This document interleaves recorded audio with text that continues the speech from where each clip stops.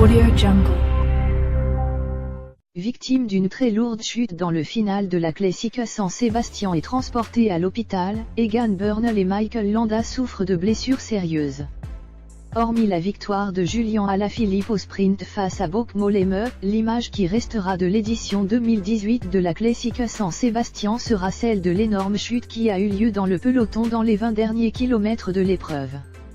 Un incident qui a mis à terre des coureurs de premier plan comme Pierre Latour mais surtout le Colombien Egan Bernal et l'Espagnol Michael Landa.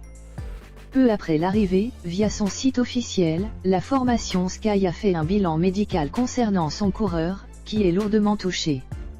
Il est réveillé et parle, assure la formation britannique dans un communiqué.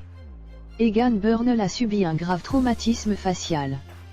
Il a fait l'objet d'une analyse de précaution afin d'évaluer les autres blessures qui ont révélé une fracture nasale et une lésion maxillaire. Il sera évalué par des spécialistes en maxillo-facial et restera une nuit pour une observation et un traitement ultérieur. Landa touché au lombaire.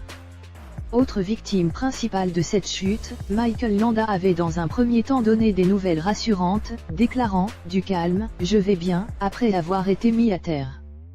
Mais, dans la soirée de samedi via son compte Twitter officiel, la formation Movistar a livré les premières conclusions des examens passés par son coureur. Après des examens approfondis effectués suite à la chute durant la Classica San Sebastian, il a été confirmé que Michael Landa souffre d'une fracture du talon de sa vertèbre lombaire L1.